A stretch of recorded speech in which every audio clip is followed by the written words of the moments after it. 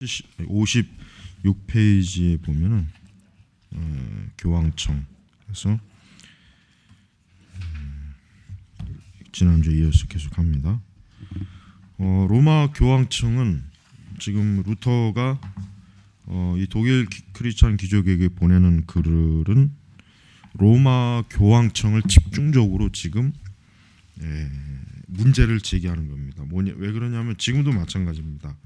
로마 카톨릭은 종교적 국가예요. 사실 국가이면서 종교란 말이에요.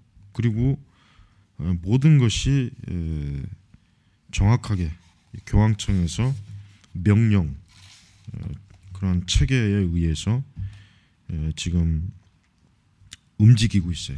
절대로 개별 그러니까 우리 개신교는 교단에 속해 있지만 개 교회들이 개별적으로 마음대로 활동하지 않아요. 마음대로.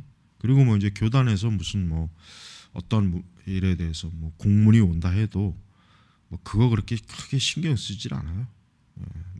그러나 로마 천주교는 그렇게 하면은 큰일 납니다. 그렇게 하면은 그 해당 신부는 해임이 돼요. 그다음에 그 주교도 큰 책임을 져야 되고, 그다음에 이제 추기경 자체가 바로 그러니까 추기경 한 나라에 이제 몇 명씩 있죠. 우리나라 이제 2명 있고 어떤 데는 1명도 없는 데도 있어요 또. 그러니까 추기경은 전반적으로 추기경이 하는 일이 뭐냐면 이제 교황청에서 내려오는 모든 그 집행 사항들에 대해서 감시, 감독, 그러니까 자기 그 영역 안에 있는 모든 교회, 주교, 그 외 사제, 그다음에 카톨릭 모든 기관 이런 것들을 전반적으로 총책임하는 그러한 역할을 하는 게 바로 이제 추기경입니다. 그러니까 이제 53페이지 보면 이제 루터가 무슨 말했냐면은 전제 정치며 탐욕적이고 일시적이며 허식이다. 이게 전제 정치라는 말, 즉 카톨릭은 여전히 전제 정치예요. 오늘날 민주주의 사회라고 하잖아요. 민주 국가, 또 민주. 전 세계적으로 거의 대부분 다 민주주의를 지금 택하고 있죠. 이제는 공산주의는 저 북한 외에는 없어요. 정말 없습니다. 그러나 이제 카톨릭은 민주주의냐? 그렇지 않습니다. 카톨릭은 민주주의가 아닙니다. 루터가 말한 것처럼 전제 정치. 그러니까 한 사람의 통치자가 교황이라고 하는 사람이 일반 통치자처럼 4년마다 몇 년마다 선거해 가지고 뽑는 게 아니거든요. 그러니까 카톨릭 예를 들면 전 세계 모든 카톨릭 교인들을 대상으로 선거해서 교황을 뽑자 그러면은 이제 그 로마 교회가 어떻게 보면 민주주의 형태의 집권 구조가 되지만, 그러나 지금 누가 뽑습니까? 추기경들이 모여서 자기들 안에서 어떠한 한 사람을 교황으로 선출을 하는 거예요. 그러니까 철저하게 로마 교회는 지금도 전제 정치를 하는 곳이에요. 그런 전제 정치를 하는 곳이 민주주의를 얘기한다는 것은 어때요? 그거는 말이 안 되는 거거든요. 어불성설이에요. 아니 자기들 조직 자체가 민주주의가 아닌데 민주주의를 얘기한다는 게 말이 안 되잖아요. 그러니까 우리 한국에서 천주교도들이 민주주의가 사제들이 민주주의 어쩌고 저쩌고 하는데, 그러면 자기들은 그럼 민주주의를 뽑힌 게 아니잖아요. 임명했잖아요. 임명했단 말이에요. 궁극적으로 교황이 임명한 거예요. 로마 교황청에서 임명한 거라면 사제들은. 그러니까 자기들 자체가 민주주의가 아닌데 민주주의를 얘기한다는 건 좀 그래요. 벌써 루터 시대 때 사실은 로마 교황청 내에 여러 요소들이 많지만 제일 큰 문제는 뭐냐? 항상 돈. 자, 이제 53페이지 그 단락 제목이 첫 수입세. 그다음에 그 다음 뭡니까? 사라센세. 그다음에 교황의 달을 통해 가지고 역시 성록영 이거를 또 교황이 또 차지하는 것도 그렇고, 그다음에 이제 그 외 여러 모든 그 교황에 대한 집중적인 그 루터의 이의제기가 뭐냐면 왜 아니 거룩한 종교를 다루는 교황이 또 교회가 왜 그렇게 세속적 이권 왜 그렇게 이권을 많이 갖고 있느냐 이거예요. 왜 이렇게 많은 이권을 가지고서 그 이권을 가지고 또 어떻게 합니까? 자기 개인적인 부를 쌓고 또 성직 매매 뭐 하여튼 그걸 통해서 이제 교회를 더 참 안 좋은 길로 이렇게 빠뜨리는 거죠. 이것이 문제가 아니냐. 그래서 지금 루터는 이런 교회가 또 교황이 이 교황 제도가 이 돈에 대한 물질적 탐욕의 이권을 움켜쥐고 있다. 그걸 움켜쥐고서 지금 카톨릭을 그러니까 교회 전체를 좌지우지하고 있다. 이거에 대해서 지금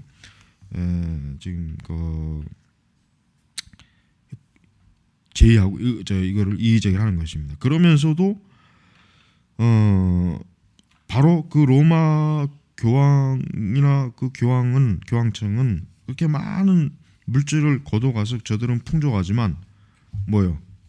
그러면은 지금 이제 루터는 자기 조국 독일 그래서 52페이지 하반점을 그러면서도 제후들, 귀족들, 도시들, 기본 자산, 나라의 백성이 궁핍해지는 것을 이상하게 여긴다. 오히려 우리는 아직까지 먹을 것이 무엇인가 남아 있는 것을 이상하게 여기지 않으면 안 된다.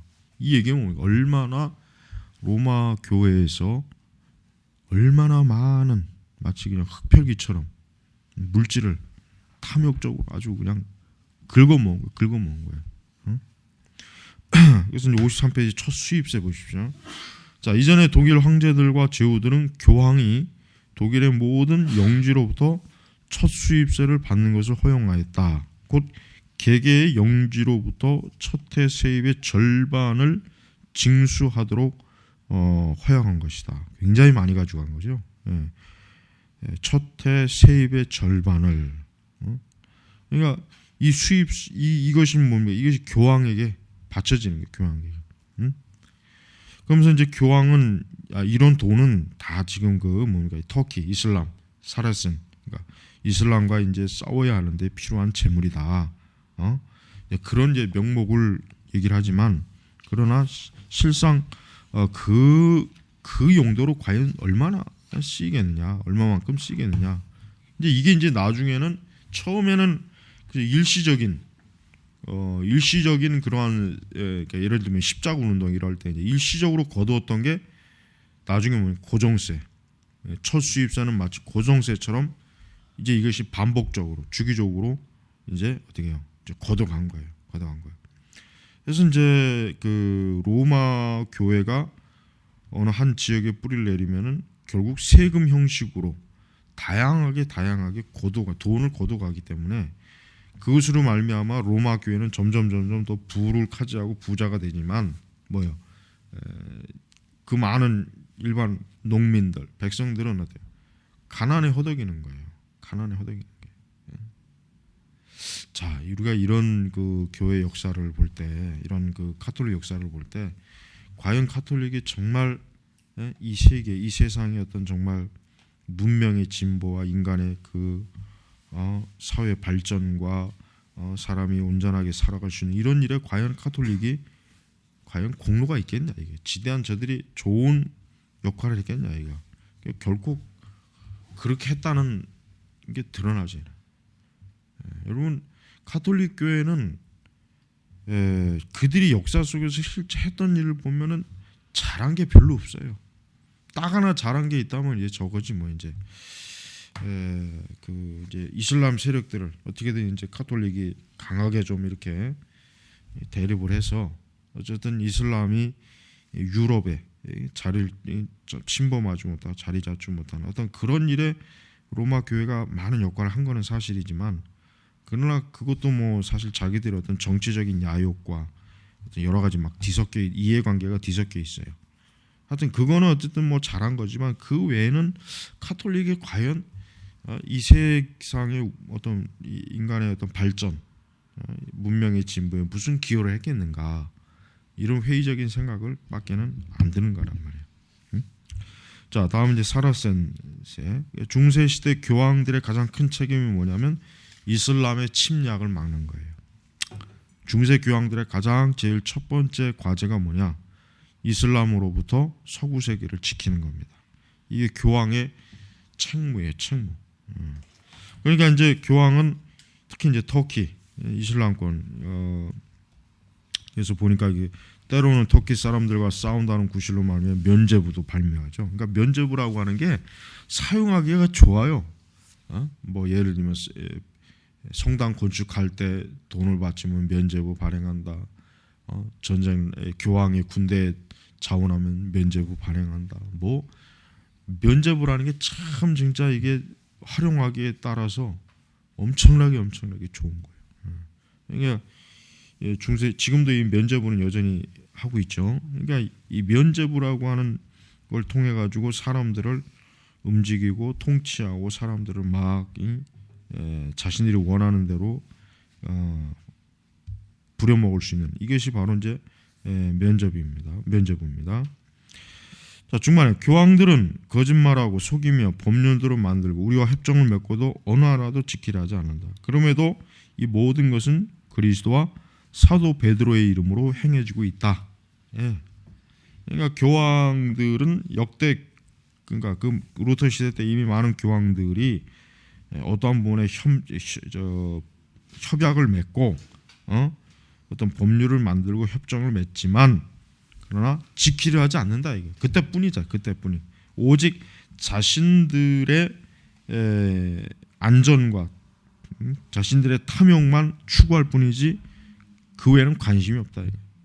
그러니까 루터가 궁극적으로 제기하는 질문의 제일 큰 문제는 뭐냐면 그리스도 교회에서 양들을 즉 그리스도의 양들 하나님의 양떼들을 올바로 돌보지 못하고 오직 그 양떼들에게 물질적인 것, 그 양떼들을 어떻게든 쥐어 짜가지고 자기의 배를 불리려고 하는 교황에 대한 비판이 바로 이 독일 크리스찬 기족이 보내는 글이에요. 그래서 지금 루터는 그래요. 독일 국민들과 주교들과 제후들도 자신들이 크리스찬임을 생각하고 백성들을 보호하지 않으면 안 된다. 그들은 현세적이고 영적인 문제에 있어서 양의 옷을 입고 목자와 통치자들인 채 하며 약탈하는 이리들에 대항하여 다스리고 보호하도록 세움받은 사람이다. 그리고 그러니까 그들은 목자와 통치자들인 채 하며 약탈하는 이리들에 대항하여 다스리고 보호하도록 세움받은 사람들이다. 자, 하나님의 양들을 보호하지 못하는 주교 제왕은 사실은 큰 죄를 짓고 있는 거예요. 그것이 누구든 간에 심지어 교황일지라도 적어도 독일에 있는 주교들, 제후들 이런 독일에 있는 권력자들은 어때요? 자기의 그 백성, 양들, 하나님의 양들을 지켜야 되는 거예요. 그렇지 않으면은 저 로마 교황이 어떻게 해요? 함부로 결국은 수탈을 하고 지 멋대로 그냥 막 독일 국민들을 마음껏 그냥 자기 원하는 대로 이용하고 활용해서 계속해서 착취할 것이 아닌가 이제 그러려고 하는 것입니다. 자, 그래서 우리는 지금 이 독일 크리스찬 귀족에 보내는 이 글의 전반적인 주요 핵심은 바로 교황에 대한 항의입니다. 그리고 독일에 있는 권력자들에게 일깨움을 끼치는 거예요. 일깨움. 뭐냐? 더 이상 독일이 가톨릭의 지배를 받지 않아야 된다. 자, 이러이러한 많은 부당한 일이 있는데 왜 이런 지배를 계속 받는 것을 방조하는가? 이것을 지금 계속 의의를 제기하는 것입니다. 55페이지 하반절은 교황의 달. 자, 그러니까 지금 여러 가지가 있어요. 그러니까 지금 루터는 자기 자신이 수도사이기 때문에 로마 교회의 그 내적인 부패와 잘못된 제도 관행 그런 어떤 법률들을 굉장히 잘 알고 있어요. 그러니까 그것들을 하나하나 끄집어내는 거예요. 끄집어내가지고 독일 귀족들에게 이런 걸 알려주고 독일 귀족들이 이런 걸 알게 되면 그들 자신이 더 이상 이런 로마 교도들에게 이렇게 이용당하지 않아야 되겠구나 하는 것을 깨우치려고 하는 그런 목적입니다. 자, 그래서 교황의 달 1년 그리고 1년이 교황과 지도적인 주교들과 교단들 사이에 분할되어 있으므로 교황은 1년의 격월관으로 6개월을 차지하며 자기 달에 비는 성록령을 대여할 수 있다. 자, 교황이 주도적으로 가지고 있는 게 뭐냐면 성직자의 권한이에요. 그러니까 누구를 임명해서 그 사람을 거기다 앉히는 거예요. 그 다음에 어떤 한 지역을 누구에게 마음껏 희귀하면 좀 대여해준다, 뭐 빌려준다, 대신 그 자리를 맡게 한다. 교황이 제일 강력한 힘이 그거예요. 그러니까 그걸 통해서 교황은 그 대가를 받는 거죠. 뭐 돈을 받거나 성직을 이렇게 뭐 추기경이나 주교를 임명해주면 그만큼의 많은 또 돈, 어떤 한 지역을 또 누구에게 네가 여기를 맡아라 가지고 그 지역을 맡게 해주는 대가로 역시 뭐예요? 돈을 받는 거예요. 지금 바로 지금 이 교황의 달이라고 하는 것도 1년의 이제 결고간 6개월이라고 하는 그 기간이 마치 교황이 이 모든 것들을 6개월이라고 하는 그 기간을 자기의 달이라 해가지고 자기가 소유해가지고 어때요? 자기 마음껏 성직 매매도 하고 또 자기가 다스리는 지역도 마음껏 빌려주고 이런 일들을 지금 하는 것입니다. 그래서 지금 56페이지 하반절 보면은 그러나 지금 탐욕과 강대 소굴로 되어 있는 로마 교황청은 모든 성록력이 하나씩 차례로 교황의 달에 의하여 그의 권한으로 들어올 때를 기다리지 못하고 충족할 줄 모르는 욕구로 모든 성록력 재산을 가난한 속히 얻으려고 서두르고 있다. 그리하여 첫 수입세와 교황의 달 이외에도 성록령과 교구령들이 세 가지 방법으로 로마로 넘어오게 하는 계책을 다음같이 관해냈다. 그래서 첫 번째는 자유교구령, 소위 한 어떤 사람이 로마에서 사망하거나 로마로 오는 도중에 사망하면 그의 교구령은 어디요? 로마 교황청에 딱 소속이 돼버리는 거예요. 그러니까 뭐 그냥 손 안 대고 그냥 코 푸는 거예요. 아주. 그래서 약탈하는 교황청이더라. 그러니까 교황이 그러니까 어떤 자유교구령에 소유한 어떤 사람이 갑자기 뭐 죽었다고 해가지고 그거를 로마 교황청이 자기들 마음대로 자기들을 귀속시키면 안 되잖아요.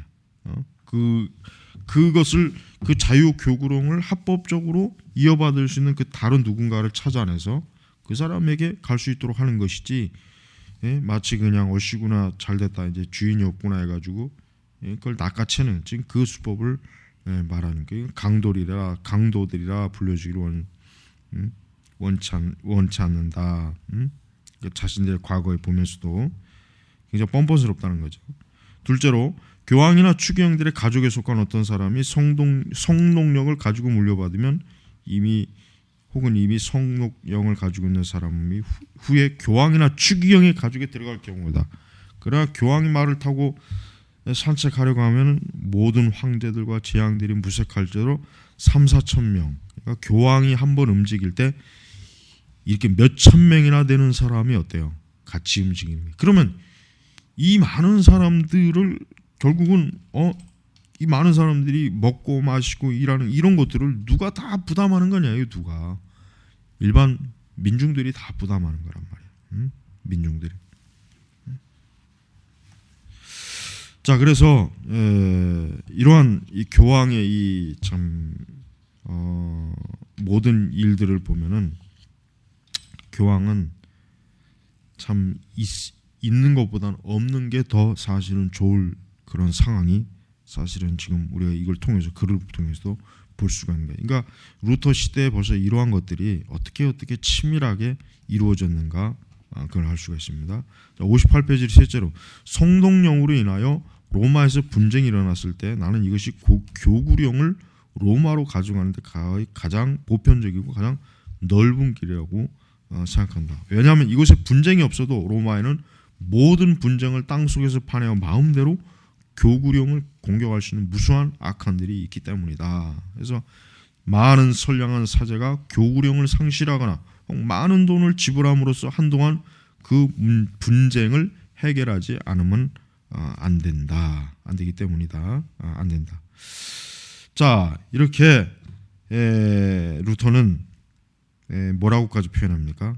하늘에서 불과 유황을 내리시어 로마를 지옥에 가라앉게 하신다 해도 하나도 이상할 것이 없을 것이다. 교황권이 다만 이와 같이 큰 부정행위를 위해서만 사용되고 또한 교황 자신이 이것을 옹호하고 실행한다면 그리스도교에 무엇 때문에 교황이 있어야 되겠는가? 그러니까 루터는 교황이 없어야 된다. 교황은 있을 필요가 없다. 교황이 하고 있는 모든 일들을 볼 때 과연 교황이라고 하는 이 직제가 그리스도의 진짜 대리자냐? 저가 정말 교회를 위하냐? 아니면 정말 저가 자기와 자기 탐욕의 제국을 위해서 수단과 방법을 가리지 않고 수탈과 탐욕의 방식, 어떤 법률을 지 멋대로 막 세웠다, 무너뜨렸다, 또 지키지도 않고 이런 것들을 알리는 거랍니다. 알리는. 자, 우리는 이와 같은 것들을 볼 때마다 뭘 볼 수 있냐면은 하나님께서는 결코 교황이라고 하는 그리스도의 대리자를 세운 것이 없다는 것이 이런 걸 통해서 드러나는 거예요. 즉 정말 교황제도 이것이 진짜 하나님에 의해서 이것이 세워졌다면은 과연 이렇게 부패하고 썩고 탐욕적인 것을 추구하는 이런 일들이 과연 그러면은 하나님이 기뻐하시겠느냐 이거예요. 그럴 수가 없는 거죠. 그래서 루터는 그 시대의 이 제후들, 영주들, 이 귀족들을 깨우는 계속 각성시키는 거야. 각성. 여러분 우리가 각성이라고 하는 걸 잘 이해해야 돼. 뭐냐면 각성이라고 하는 게 어떤 사람들은 마치 그냥 그 사도행전에 나와 있는 그 어떤 부흥 역사 속에서 뭐 일어났던 부흥 뭐 에드워즈의 히필드 이런 것만 우리는 각성으로 여기는데 그렇지 않아요. 각성이라고 하는 건 뭐냐면은 그런 각성도 물론 중요하지만 우리가 항상 올바른 것을 진리를 제시하는 게 바로 각성을 시키는 거예요. 지금 루터는 그 일을 하고 있는 것입니다. 루터가 어떤 무슨 뭐 성령의 운동 루터가 무슨 오늘날식으로 하면 빌리그램처럼 아니면 그 많은 사람들을 모아놓고 대중적으로 부흥 전도 설교를 한 사람은 아니에요. 루터는 철저하게 뭡니까? 바로 교회라고 하는 것에 부정하고 부패하고 썩은 그런 부분들을 어떻게 해요? 알리는 거예요. 그걸 모르는 사람들에게 알려주고 이것을 이대로 둬야 되겠느냐? 이것이 과연 옳은 것이냐? 이런 것들을 어떻게 합니까? 부지런히 깨우쳐주는 거예요. 이게 바로 각성시키는 일이란 말이에요. 그러니까 목회자들은 어떤 극적 초자연적인 그냥 정말 그런 부흥만 각성이라고 생각하면 안 돼요. 항상 하나님의 말씀을 전할 때, 가르칠 때, 그때가 뭡니까? 하나님의 백성들을 각성시키는 거예요. 각성시키는. 그것은 우리가 항상 해야 될 일이에요. 항상. 루터의 바로 참 긍정력, 루터가 참 잘한 것은 루터는 이렇게 많은 책을 이렇게 두껍게 조술한 것보다 루터는 뭡니까? 팜플렛을 많이 썼어요. 즉시 어떤 문제에 대해서 이것이 하나님의 뜻이다라고 어때요? 제시한 그런 팜플렛을 해서 어때요? 사람들에게 신속하게 어떤 거짓된 오류에 넘어가지 않도록 하는 그 일을 루터는 평생 돌아 사실 한 사람이란 말이에요.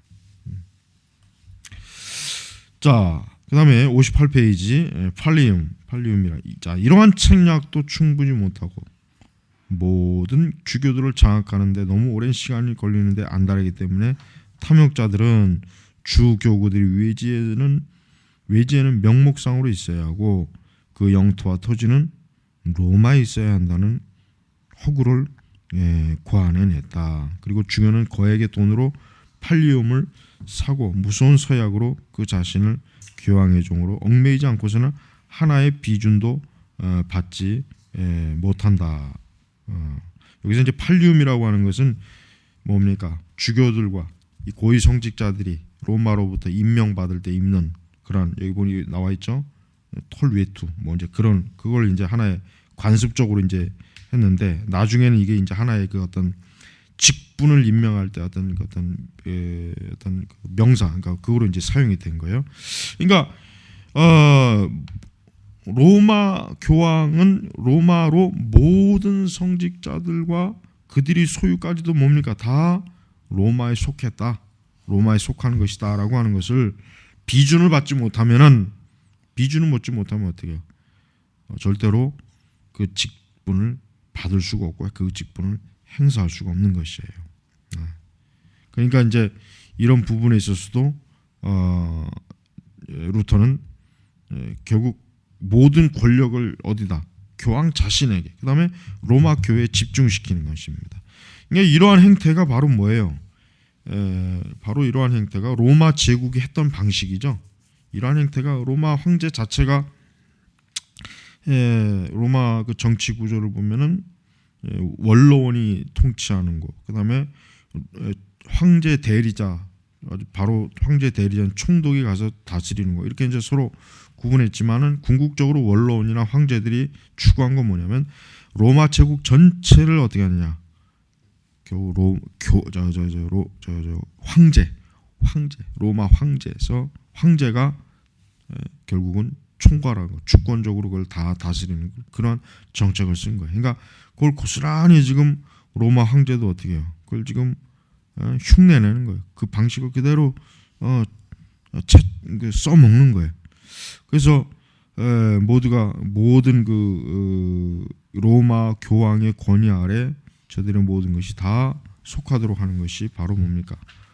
로마 카톨릭이 로마 천주교 전역을 지배하는 하나의 방식입니다. 자, 60페이지 넘어가면은 60페이지 중반에 보면 이거 있습니다. 자, 이제까지는 로마 교도들이 공백으로 비는 교구령들을 어떻게 취급하는지를 고찰해 왔다. 그러나 인정 많은 탐욕자를 위해서는 비는 곳이 너무나 없기 때문에 그는 재직자가 있는 성동력에 미리 마음을 돌리게 된다. 이래하여 성동력은 비어있지 않음에도 불구하고 비어있는 것으로 되고 만다. 그리고 탐욕자는 다음과 같이 여러 가지 방법으로 이런 일을 행한다. 그 다음에 이제 주교 좀 더 세분해서 이제 성동력을 어떻게 서로 이제 이 부분을 어떻게 저들이 자신의 탐욕을 만지시키는 그러한 방법, 제도를 만들었는가 여기 나옵니다. 그래서 주교 보좌직. 첫째로 탐욕자는 연로자나 병자나 이른바 무능력자가 차지하고 있는 수익 많은 성록지나 주교구를 기다리고 있다가 이러한 재직자에게는 교황청이 재직자 자신의 요구나 동의 없이 보좌주기 곧 조수를 준다. 이것은 보좌주교가 교황의 종인과 그 지위를 매수했거나 또는 로마에 대한 어떤 다른 비열한 봉사로 얻었기 때문이다. 위탁제도라는 것도 있습니다. 둘째로 위탁제도라는 작은 낱말이다. 교황은 이 제도로 부유하고 수익 많은 수돈이나 교회 보관을 추기경이나 다른 부하에게 위탁한다. 그래서 이것은 수돈을 주거나 빌리는 것이 아니고 하나님을 예배를 파괴하거나 폐해하는 것도 아니며 다만 보관하도록 하는 것뿐이다. 그래서 자, 이런 위탁제도, 그 다음에 이런 것들이 뭡니까? 결국은 교황이 수도원과 그 외 여러 그 로마 교회에 속한 기관들을 지배권, 소유권을 가지는데 효과적인 방식이에요. 그래서 그들이 그곳에서 얻을 수 있는 모든 수입들을 교황이 다 어떻게 하면 차지하고 자기가 주도권을 잡아서 자기의 사람들을 그런 데다 다 위탁시켜서 그들이 절대 교황의 그 통치의 방식에 벗어나지 않도록, 무엇보다도 돈이 그들이 벌어들이는 수익을 고스란히 어때요? 교황이 차지하도록 하기 위한 것이란 말이에요. 자, 여러분, 이렇게 로마 카톨릭은 중세 시대 때, 지금 루터의 이런 방식이 루터 시대에 생겨난 게 아니에요. 이미 벌써 이미 로마가 형식적으로 제대로 이제 자리를 잡은 그 시대부터 이제 이런 것들이 하나하나 다 제도들이 생겨난 거예요. 그래서 이제 루터는 이런 것들에 대해서 이제 철폐, 이것이 바로 종교 개혁의 하나의 과제. 여러분 오늘날에도 그래요. 우리가 이제 여러분들도 이제 사실 뭐 나도 뭐 노예에 참여하고 이렇게 봤지만은 이 교회법이라고 하는 게 굉장히 좀 애매한 게 있어요. 굉장히 애매. 이게 과연 하나님이 기뻐하시는 건가? 이러면 이제 총회는 더 그래요. 총회에서 여러분 이제 교계 신문을 읽어보면은 총회에서 무엇을 결정하고 무엇을 집행하는데 굉장히 그 부분에 대해서 많은 대립도 있고 많은 그 부분에 어떤 반대 의견도 많이 있어요. 이제 그것 자체가 결국 뭐냐면은 교회가 어떠한 일을 하는 데 있어서 그만큼 그 일에 이해관계가 걸려 있는 세력도 많이 있으면서 그것들이 서로 충돌을 하는 거예요.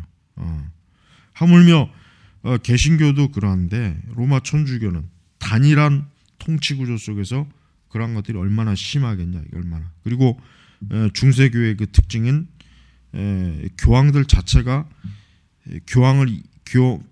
지금은 그래도 좀 모르겠어. 지금은 뭐 표면적으로 그런 건 내세우지 않지만 중세 시대는 노골적으로 교황이 어때요? 노골적으로 자기가 이익을 얻어내기 위해서 교황 된다고 하는 것을 노골적으로 드러내요.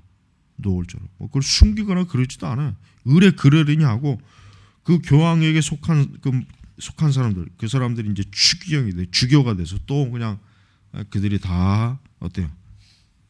자기들이 원하는 만큼 움켜쥐고 그러다 또 다른 교황에 들어오면 또 그 교황에 속한 자들이 또 역시 그 일을 하고 그게 바로 뭡니까? 중세 시대 루터 시대까지 이어졌던 아주 오래된 로마 교회의 방식 관행이었던 것이. 자, 그래서 우리 63페이지 보면은 거기 보면은 그리하여 상반절을 보십시오. 로마에는 자기만을 위하여 22개소의 교구와 7개소의 수도원과 그 외에 44개소의 대성당 피원위원직을 가진 한 고급 매춘부가 있다. 이게 누굽니까? 교황을 얘기하는 거예요. 교황을 얘기하는 것입니다. 여러분 오늘날 교황을 고급 매춘부라고 불렀다간 어떻게 되겠습니까? 큰일 납니다. 만약에 개신교에서도 그렇게 부르면 아마 종교 간의 화합을 깨트리는 사람이라고 아마 예를 들면 합동측 총회장이 만약에 로마 교황을 고급 매춘부라 불렀다가는 뭐 엄청나게 아마 안팎으로 비난 많이 받을 거예요. 근데 루터는 보세요. 이 시대가 뭐 지금보다 더한 시대였지만 루터는 그냥 뭐 꺼리낌이 없어요. 루터는 칼빈도 마찬가지입니다. 그러니까 우리가 개혁주의자들이 왜 이런 정신을 못 배우냐? 왜 이런 것들을 우리가 꺼리냐 이거 왜 이런 걸? 그러니까 지금은 너무 부드러운 그 개혁주의자들, 아주 그냥 유순한. 근데 이들이 그 유순하다는 것은 예수님의 그 온유함이 아니에요. 이들의 유순함은 뭐냐면은 쉽게 얘기하면 자기에게 절대로 손해가지 않을 정도의 그 처세술이죠. 처세술. 그래서 이런 루터의 이런 좀 말들을 좀 배워가면서 좀 신학을 배우면 얼마나 좋겠어요. 자, 잠깐 쉬고 바로 시작하겠습니다.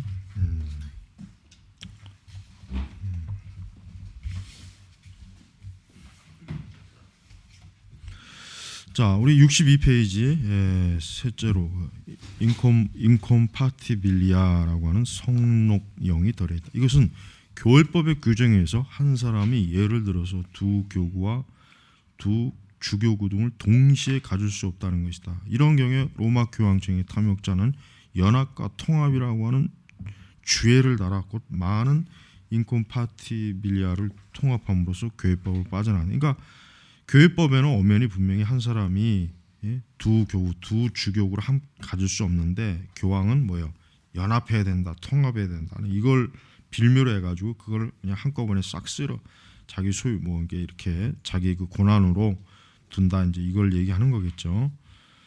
그래서 교황은 많은 성록력을 너무 다발처럼 함께 묶어 놓으며 이렇게 그 전체가 한 성록력처럼 여겨지게 한다 이게. 많은 그것들을 묶어서 해서 무려 22개, 44개, 7개 아까 말한 것처럼 이렇게 많은 것들을 한 사람이 다 이건 내 것이다. 그러니까 여기서 얼마나 많이 돈이 나오겠어요. 생각해봐요. 여기서 얼마나 많은 돈이 나와서 참 많은 그 탐욕을 채우겠죠. 자, 그다음 관리. 또 하나 주는 관리대. 곧 한 사람이 자기 주 교구에 대수도원 관구나 요직을 가질 수 있으며 또 거기에 따른 모든 재산을 소유할 수 있다. 그러니까 그러나 그에게는 관리자라는 칭호 외에는 아무것도 없다. 왜냐하면 로마에서는 말은 변하고 그 말을 나타내는 내용은 변하지 않는 것으로 족하기 때문이다. 그러니까 관리라고 하는 것은 하나의 말 그대로 위임자의 형식이에요. 위임자 형식이란 말이에요. 위임한다. 그러니까 관리한다.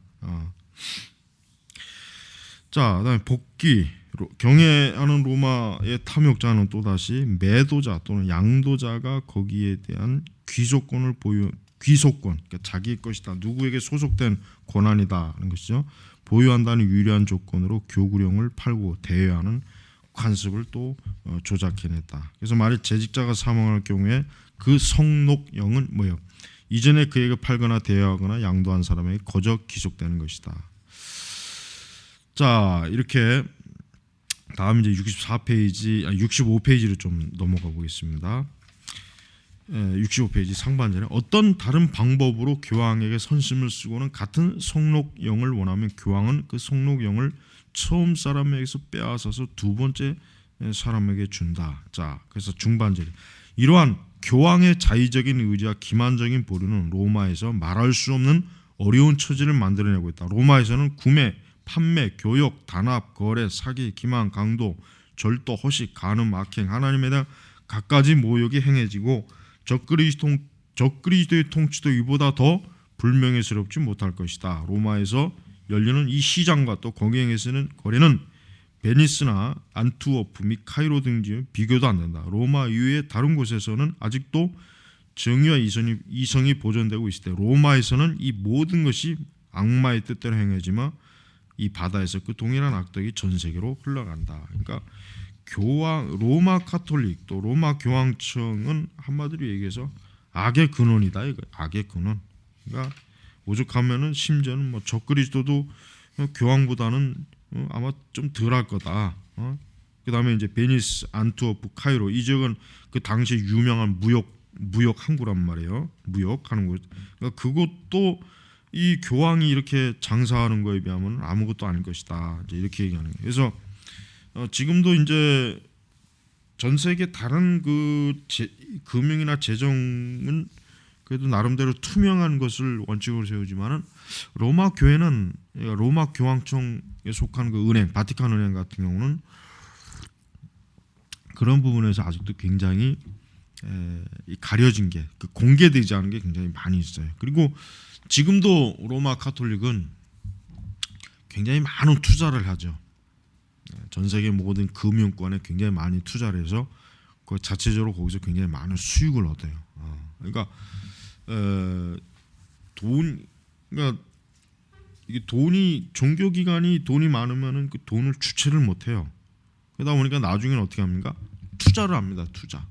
투자를 해서 예를 뭐 주식을 보유한다든가 아니면 무슨 뭐 금융 거래 그 다양한 데서 막 이렇게 투자해가지고 거기서 수익을 얻는다든가 이런 일들을 사실 우리 개신교회도 해요. 카톨릭만 하는 것이 아니라 개신교회도 이런 일들을 사실 벌이는 데가 사실 있습니다. 자, 66 거래소. 마지막으로 교황은 이 모든 고상한 상행위를 위하여 로마에 거래소를 세웠다. 말하자면 교황청 내의 집. 그래서 이 거래소는 아까 말한 그와 같은 것들을 하기 위한 그와 같은 것들을 조종하고 그런 것들을 계약을 하는 모든 이런 것들을 하기 위해서 교황 자신이 이런 것들을 마련해 가지고 결국 자기의 이익을 얻기 위한 하나의 수단으로 세웠다. 이제 이렇게 얘기하는 거예요. 그러니까 여러분 우리는 지금 루터의 이런 글들이 가톨릭 교도들은 몰라요.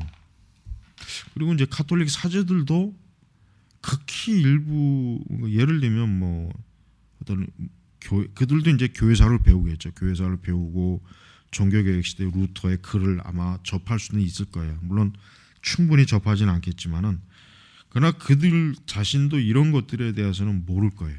모른단 말이에요. 그러니까 자기들이 역사 속에서 실제로 교황권, 교황의 권세가 어떤 일을 했는지를 사실 모르는 경우가 많이 있어요. 그러나 우리 개신교는 알아야 돼요. 그러니까 여러분 우리가 신학교에 들어오면은 제일 먼저 개신교의 정체성을 가리키는 게 제일 먼저입니다. 저는 항상 신학교 다닐 때부터도 그런 생각을 했지만은 신학생들한테 우리 개신교 신학생들한테 교파를 불문하고 일단 뭐 순복음이냐 뭐냐 뭐 이런 거 불문하고 일단 개신교의 뿌리가 뭐냐라고 하는 것을 먼저 가리키는 게 그게 신학의 가장 첫 번째 순서가 아닐까.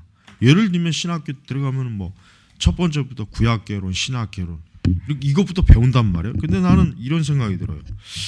아니 지금 그냥 구약개론이나 신학개론 물론 그것도 중요하겠지만은 무엇보다도 저들이 이제 앞으로 신학을 공부할 사람들이고 이제 목회자가 될 사람인데 무엇보다도 그 정체성을 먼저 심어주는 게 중요하지 않겠는가. 그러니까 우선 철저한 개신교에 중요된 종교개혁의 교리, 그다음에 왜 개신교가 어떻게 해서 파생됐는지, 그러니까 이런 루터의 이런 글들을 읽게 한다면은 그러면은 왜 목회자와 사제의 차이가 무엇인가, 교황과 개신교의 차이가 무엇인가, 그리고 신학을 어떻게 해야 되겠구나, 이게 잡힌단 말이에요. 근데 신학교 다 들어가면 뭐예요?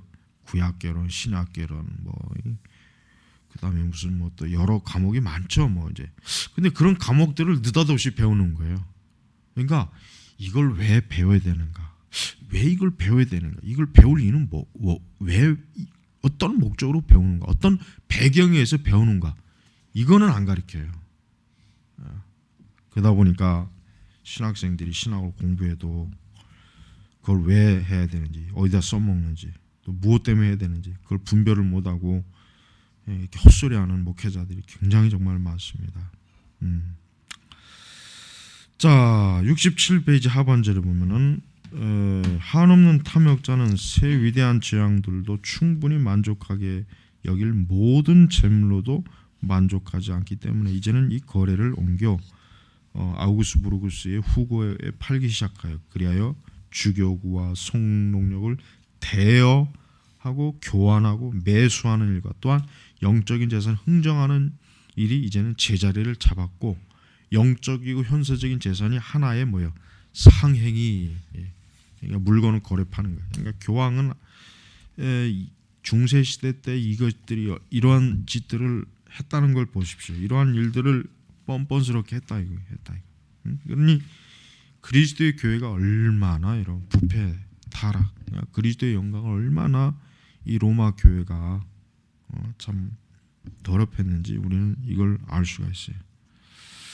자, 중반에 저들은 면제증, 교서, 고제장, 버터식용 허가증, 기타 콘세 쇼날리나 등으로 모든 영토에서 이제까지 훔치고 강탈하는 이 모든 것을 루터는 나는 주워 모은 잡동산에 지나지 않는 것이라 악마 하나를 더 지옥에 배정하는 일과 같다고 생각한다. 자, 이렇게 여러분 우리는 69페이지 중간에도 보면은 그리스도와 사도 베드로의 거룩한 이름으로 행하기 때문에 누가 이것을 더 이상 참으며 더 이상 침묵을 지킬 수 있겠는가? 탐욕자가 소유하고 있는 것의 모든 것은 절도와 강도행위 빼앗은 것이다.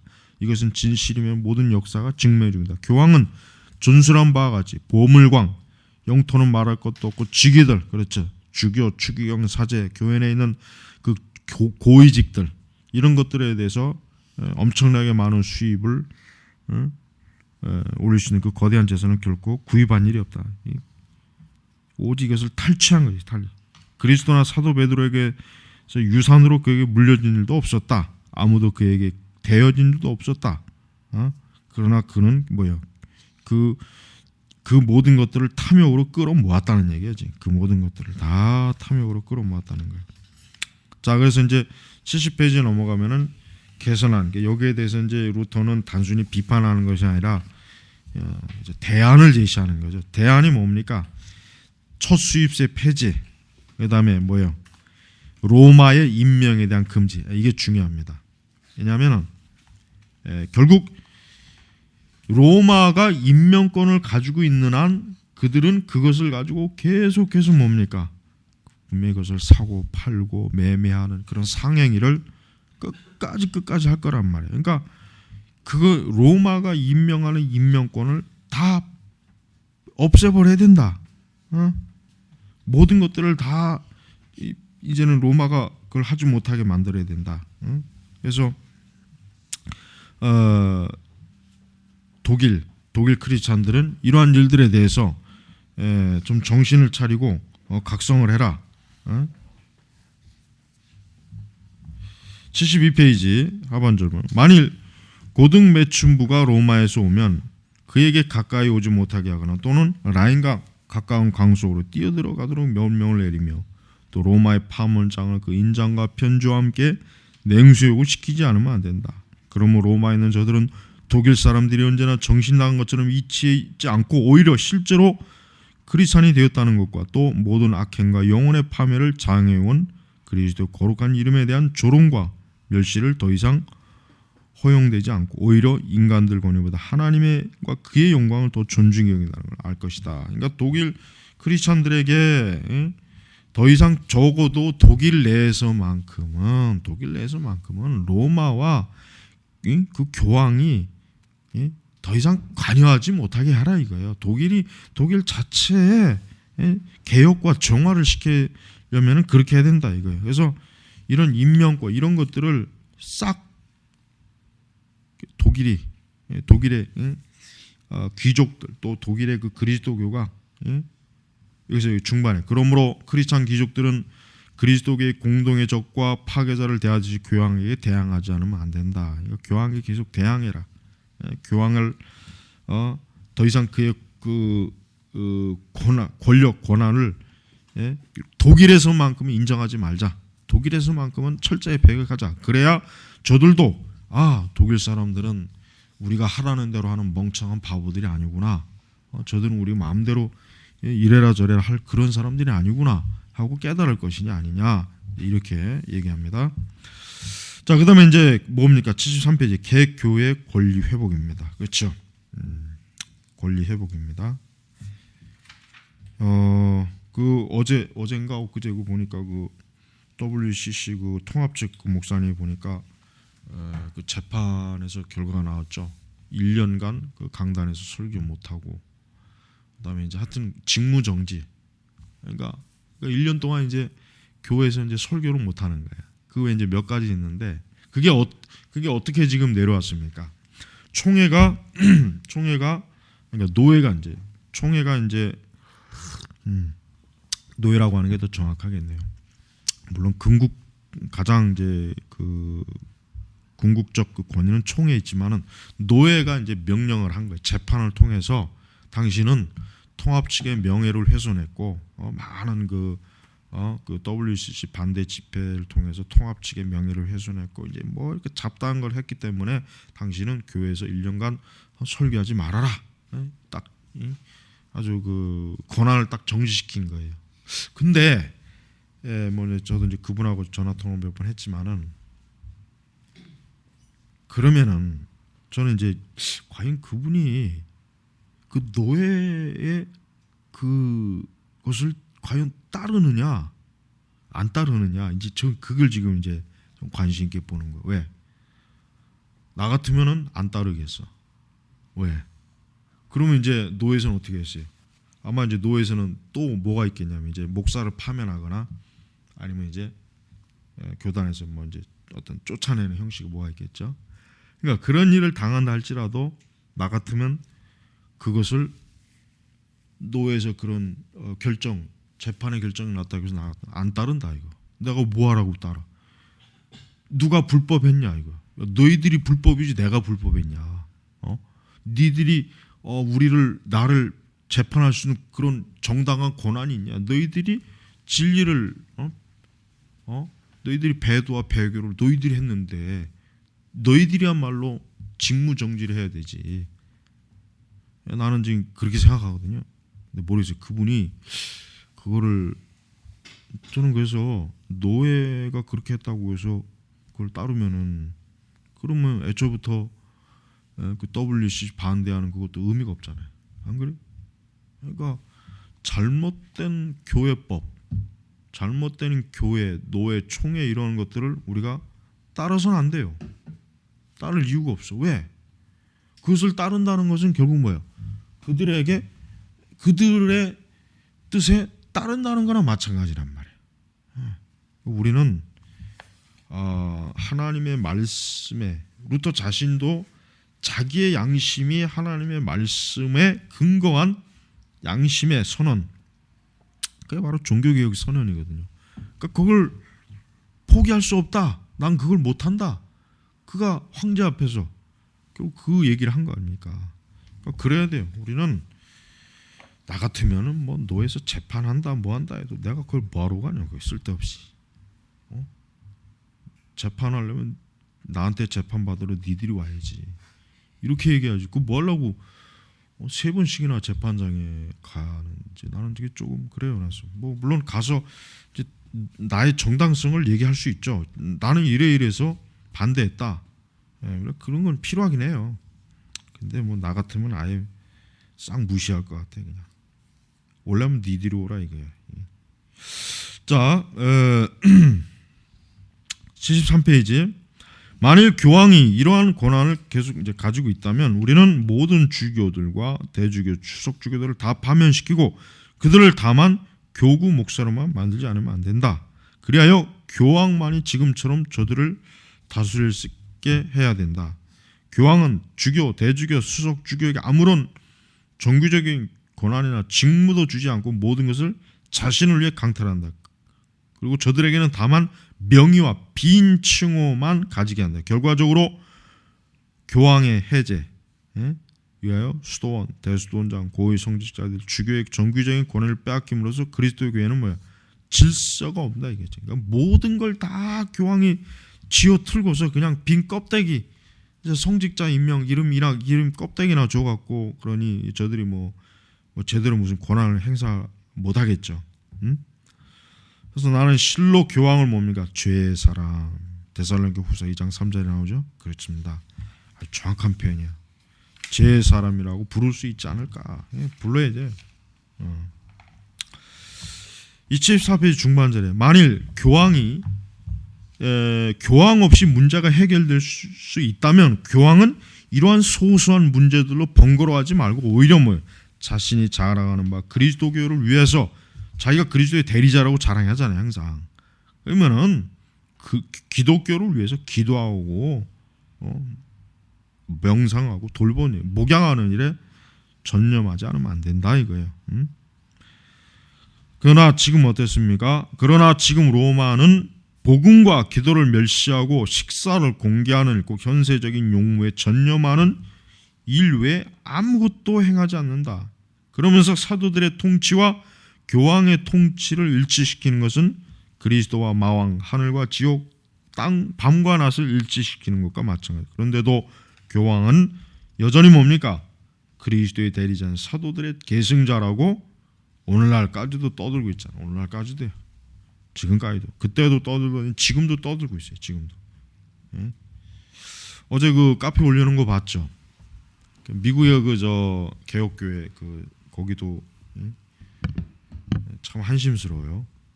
그 이제 로마 가톨릭과 이제 연합하겠다는 걸. 근데 이제 보세요. 그게 이제 우리 한국도 지금 내가 볼 때는 한국도 이제 WCC 지난번에 그 WCC 그 참여했던 교단들이 있죠. 올 때는 우리 한국도 아마 앞으로 한 5년 아니면 10년 안에 틀림없이 로마 교회와 공식적으로 연합한다는 그 조인식 할 거예요. 더 빠르면 한 2, 3년 안에도 할 수 있고. 그러니까 내가 볼 땐 제 1순위는 뭐 그 NCCK에 속한 그 중에서도 이제 나는 또 통합직이 되지 않을까. 그다음에 감리교 이렇게 되지 않을까 예상을 해요. 아마 거의 그럴 겁니다. 자, 여러분 이게 지금 이게 뭘 얘기하냐면은 이제 앞으로 이제 개신교단들이요. 이제 그런 그 로마 카톨릭과 이제 연합, 이제 더 이상 이제 그러니까 종교개혁적인 이런 그 반목이나 이런 거 하지 말고 우리 공식적으로 이제 하나의 기독교가 되자. 이걸 이제 공식적으로 이제 다 협정을 맺습니다. 그걸 맺습니다. 그게 지금 에큐메니칼 운동의 가장 최우선적인 목표예요. 왜냐하면 신교와 구교로 나눠지고 있는 한 그러니까 종교 통합이라고 하는 것은 어려워요. 그러니까 우선 먼저 신교, 개신교부터 계속해서 거의 뭐 100년 가까이 에큐메니칼의 그 분위기를 계속 띄워가지고 어때요? 이제는 로마 카톨릭에 대한 거부감이 없잖아요. 지금은 카톨릭에 대한 거부감이 있습니까? 우리나라에 카톨릭에 대한 거부감이 누가 있어요? 없어요. 우리 교회나 있지. 유사 개혁교회들도 없어요. 유사 개혁교회에 있는 사람들이 내가 왜 비난하냐? 그 사람들은 자기들의 정체성을 몰라. 지들이 자기 정체성도 모르면서 이 뭐 개혁주의 청교도 찾고 있어요. 굉장히 어리석은 사람들이 그 사람들은. 그래서 그러니까 여러분 한번 생각해 보세요. 그러면 이제 교단이 이제 이제 이제까지 항상 그랬지만은 교단이 로마 천주교와 연합 공식을 맺으면은 거기에 있는 목회자들도 결국은 거기에 다 이제 넘어가는 거예요. 그러나 이제 그 중에서 좀 깨어 있는 사람들은 안 되겠구나. 이제는 내가 더 이상 이 교단에 있을 이유가 없구나 해가지고 나와야 돼. 근데 그렇게 나오겠냐고? 누가 나오겠냐고? 안 나옵니다. 절대 안 나옵니다. 정말 아주 극기회는 안 나와요. 여러분, 우리가 이제 그런 것들을 아마 이제 우리가 이제 앞으로 보게 될 거예요. 보게 될 거란 말이에요. 그러니까 여러분들이 그러한 일들에 대해서 항상 마음의 준비를 하고 있어야 돼요. 왜? 이제 더 이상 교단이나 어떤 이런 거에 중요시 여기면 안 돼요. 뭐 합동이니 그러니까 특히 뭐 이제 그나마 이제 보수 교단들이 뭐 그러나 지금 보수 교단들도 솔직한 얘기로 문제가 얼마나 많습니까? 말이 보수 교단이지 하는 거는 정말 저쪽하고 별로 다를 바가 없어요. 다를 바가 없단 말이에요. 그래서 이런 우리 이제 제레마 신학교 같은 경우는 그래요. 이런 정말 정통 개혁주의 신학과 신앙을 철저하게 믿고 이런 목회자들이 이제 배출이 되어서 교단을 만드는 거예요. 만들어서 어때요? 이들을 통해서 이제 교회 순수성을 지켜 나가야 돼요. 이게 물론 많은 어려움이 있고 도전이 있어요. 왜냐하면 예를 들면 이제 가장 지금 어려움이 뭐냐면은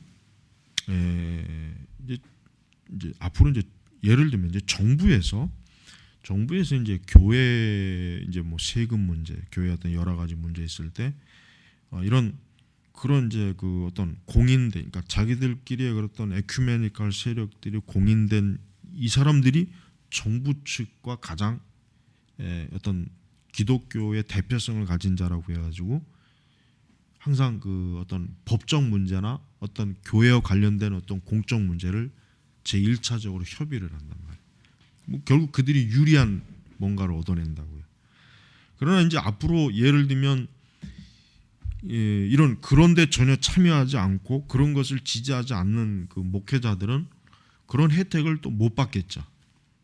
뭐 세금 관련 어떤 공적 어떤 문제에 있어서.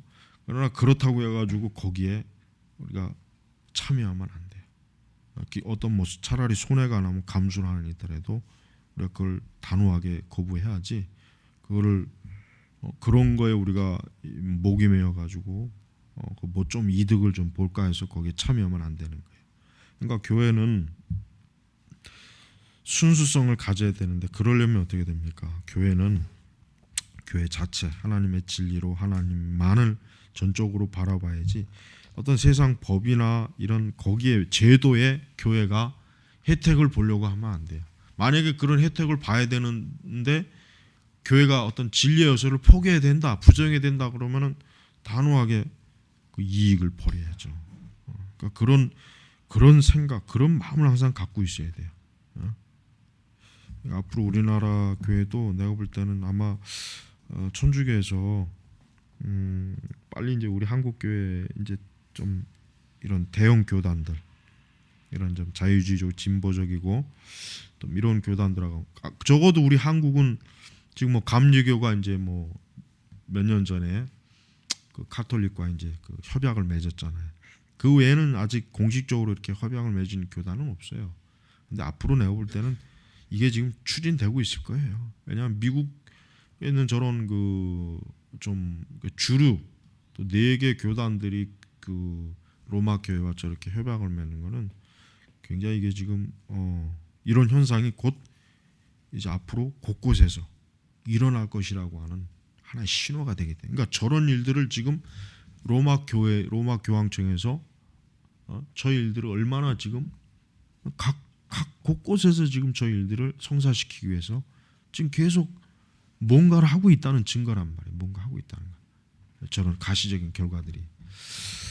그래서 하여튼 여러분 우리가 더욱더 가톨릭에 대해서 제대로 바르게 알려면은 제대로 배워서 그들을 제대로 파악하고 이해해야 돼. 그렇지 않으면은 어렵습니다. 힘듭니다. 자, 75페이지 넘어가면은 루터는 또 어떠한 대안을 제시하냐면 교황의 법정에서 세속적인 문제를 처리하지 못하게 된다 이거야. 그러니까 세속적인 문제를 왜 교황이 그거를 지가 왜 판단하느냐 이거야. 아니 교황이 교회 문제도 제대로 처리하지 못하는 주제에 세속의 일들까지도 왜 관여해서 왜 교황이 모든 일에 다 그렇게 권한을 가져야 하느냐? 그러니까 모든 일들을 이 교황이 다 자기가 주도권을 잡고 한다면 이게 과연 옳은 일이겠냐?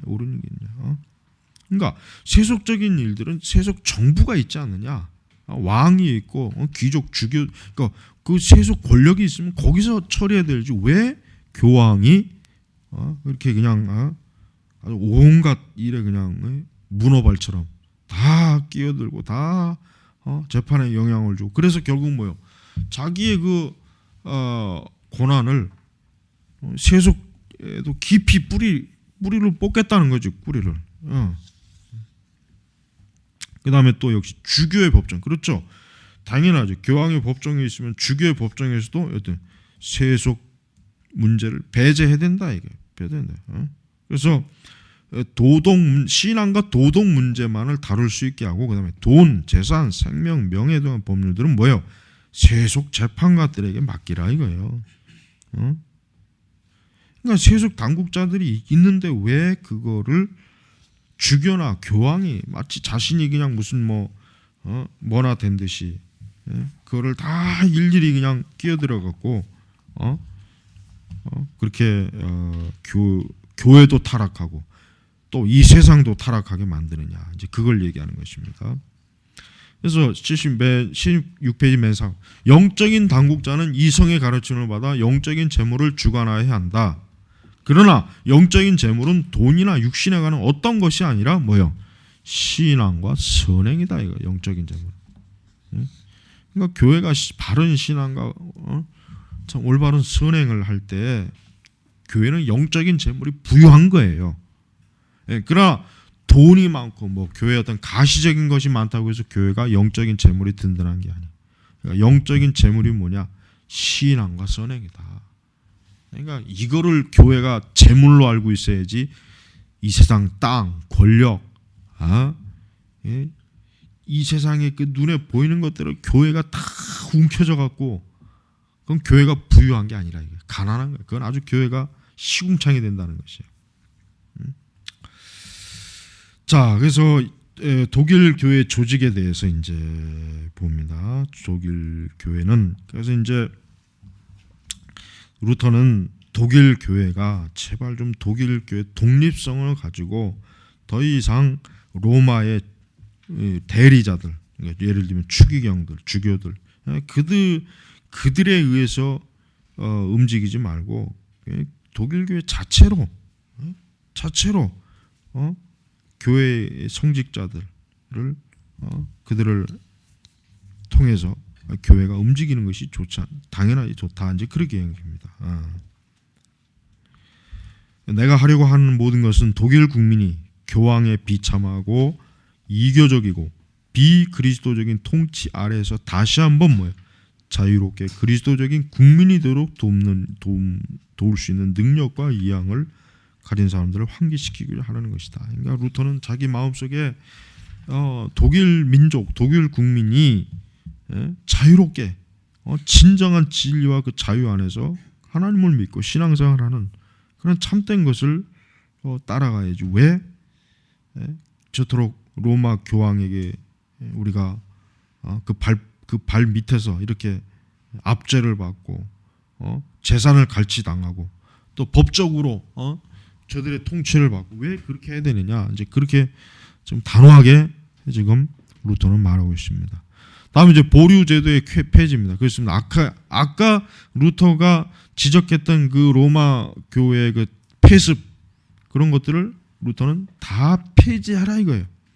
즉 보류 제도가 더 이상 유예해서는 안 되면 성록영도 더 이상 로마에 억류되어서도 안 된다. 비록 그 재직자가 사망하거나 분쟁이 일어나 혹 재직자가 추경이나 교황의 종이라 할지라도 그러하다 이거예요. 그래 어떤 고등배춘부가 경건한 사제들을 로마로 소환하여 괴롭히려 억지로 소송을 제기하기 위하여 어떤 성록영에 대해 분쟁을 일으키는 것을 엄중하게 금하고 방지하지 안 된다. 그렇습니다. 저들은 거짓으로 날조한 협박으로 우리에게도 하나님의 이름에 대한 모독과 그리스도의 권위의 남용을 참고 찬양하며 따라서 하나님 앞에서 저들의 악당 근성에 동참하도록 우리를 몰아낼 것이다. 하지만 그래도 거기에 연연하지 말아라. 자, 또 이제 계속해서 이제 78페이지도 역시 마찬가지입니다. 보류사항 폐기. 그다음에 이제 교황 가족의 축소. 이제 79페이지 하반. 아까 얘기했죠. 교황이 한번 좀 움직일 때 몇천 명이나 되는 사람. 또 교황이 자신의 권력을 곤고히 하기 위해서 자기의 그 주변에 그 많은 사람들, 그런 사람들을 축소해라. 교황 또한 직위들이 없이 하고 로마에 있는 해충떼들. 교황이 루터의 언어는 굉장히 재밌어요. 재밌고 또 과격하고 그러면서도 하여튼 아주 참 통쾌해요. 해충떼. 오늘날 얘기하면 이제 추기경, 사제, 주교 이놈들 다 해충들. 메뚜기 떼 아주 그냥. 그래요. 교황의 가족들은 교황 자신의 재정으로 부양해라 이거예요. 너의 권속들, 너를 추앙하고 너를 따라다니는 인간들은 그 해충떼들은 네가 먹여 살려라. 왜 그거를 그 많은 그 너희들의 그 해충들까지도 왜 우리가 다 이렇게 우리의 돈으로 해야 되냐? 이거 다 우리의 피를 빨아먹는 짓을 한다 이거죠. 교황은 그의 궁정의 화려함과 사치스러움에 있어서 모든 재앙들의 궁정보다 능가하도록 허용해서는 안 된다. 그러니까 교황이 굉장히 사치스러운 거예요. 아주 사치와 방탕, 낭비, 이게 엄청나게 왕들보다 더 그냥 이게 심한 거예요. 왕. 자, 이러한 것들은 결코 크리스찬 신앙 문제에 아무런 도움이 되지 않아. 당연히 도움이 되지 않죠.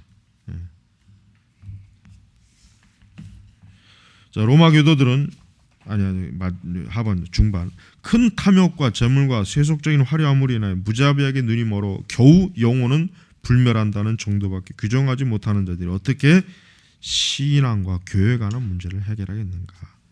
로마에서 신앙을 그렇게 수치롭게 다룬다는 것은 모든 크리스찬들에게 적지 않은 치욕이다. 치욕이다. 예. 다음 이제 주교의 서약. 이 주교의 서약이 참 이게 무서운 거예요. 왜냐하면 지금도 그렇습니다. 여러분 지금도 추기경들이나 주교들이 서약할 때 절대적인 복종을 해. 복종. 누구에게 복종? 교황에게 복종. 여러분 로마 성직자들은 자기 상급자에게 철저하게 복종하도록 훈련이 돼 있어요. 그러니까 사제가 주교 마음대로 못해요. 주교가 추기경 마음대로 못해. 그렇다면 여러분 우리나라 그 요즘 한참 떠들어대는 그 종북구현 하는 그 인간들 보세요.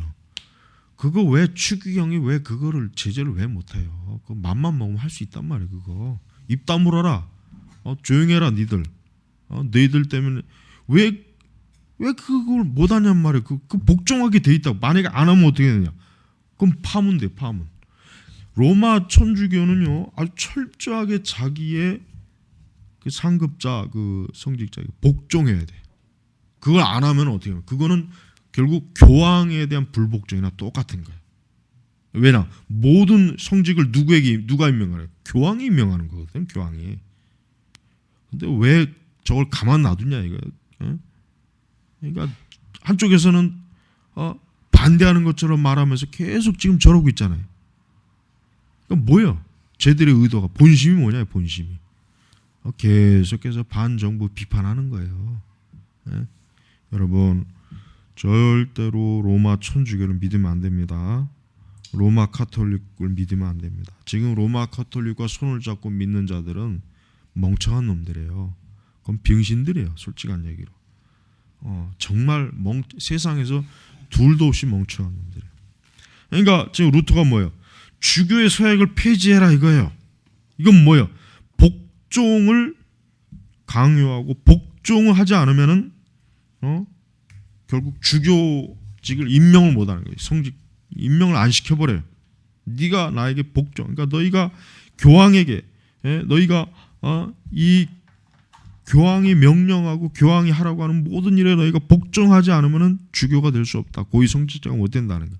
그러니까 그 소원을 반드시 해야 돼요. 그래야 임명이 되는 거예요. 그러니까 이런 서인권을 철저하게 가지고 있는 상태에서는 이거는 안 되는 거예요. 그래서 중반에 이것은 옛날에 독일 황제들의 권리였으며 프랑스와 다른 나라에서도 아직도 제왕들에게 속하 있다 그래요. 여러분 중국이 카톨릭이 있죠. 중국의 카톨릭은 누가 임명합니까? 중국 정부가 임명해요. 그러니까 로마 교황청이 계속해서 중국에다가 항의를 하는 거예요. 왜 우리가 임명해야 되는 거 왜 너희들이 하냐? 그래서 로마 교황청이 때때로 이제 중국과 이제 당국과 이제 서로 회의도 하고 그런 내용이 간간 뉴스 나오잖아요. 그러니까 현재까지도 중국 내에 있는 카톨릭은 중국 정부가 임명합니다. 그러니까 이 로마로서는 아주 속 터진 일이죠. 왜 자기들의 교회를 중국 정부가 성직자를 임명하니까 한마디로 여기서 자기들의 그 성직 임명권을 빼앗긴 거네. 무시당하는 거란 말이에요. 그러니까 아마 내 생각에는 중국이 이제 종교를 이제 만약에 자유한다면은 그럼 이제 로마도 중국 내에 있는 카톨릭 사제들은 이제 로마가 다시 임명권을 다시 가져갈 거예요. 그래서 다시 임명할 거예요. 다시 재임명을 한다고. 정부가 임명하는 걸 인정을 안 한단 말이에요. 로마 카톨릭은 지금도 마찬가지. 하여튼 그러니까 독일 사람들은 지상의 모든 크리스찬들보다 교황과 로마청이 앞잡이가 되어 있는 거예요. 앞잡이가 될 수가 없지. 뭐 당연히 거기에서 임명하고 서약을 하잖아. 충성 서약, 복종 서약을 하는데 당연히 앞잡이가 안 될 수밖에 없지. 그러니까 독일에서 로마 교회 사제로 임명받은 모든 사람은 결국 누구라고 보면 돼요? 로마 교황의 독일 사람의 피를 빨아먹는 데 있어서 앞잡이 역할을 하는 거예요. 지금 그걸 얘기하는 거란 말이에요. 그러니까 서약을 폐지하라 이거예요. 그리고 이거를 다시 왕에게 황제에게 이관하라. 이래야 사실은 뭡니까? 이래야 이제 로마 교회가 독일 교회에 영향도 미치지 못하고 독일에 영향을 미치지 못하는 거예요. 그러니까 루터가 아주 정확하게 아주 정말 핵심적인 거를 딱딱 끄집어내 갖고 이게 지금 했기 때문에 그래서 이 독일 크리스찬 귀족이 보내는 글이 그래서 유명해요. 그래서 이 종교개혁 문서 중에 이 굉장히 유명한 문서입니다. 우리가 우리도 이렇게 루터와 같이 진리와 역행하는 문제점들을 정확하게 끄집을 수 있는 통찰력이 있어야 돼요. 애매모호하게 하면 안 돼. 애매모호. 절대 그러면 안 돼. 통찰력을 가지고 핵심적인 것들을 딱 끄집어내서 아주 급소를 딱딱 칠 줄 아는 그런 신학적 분별력, 그런 사역을 해야 된단 말이에요. 자, 마치겠습니다. 예.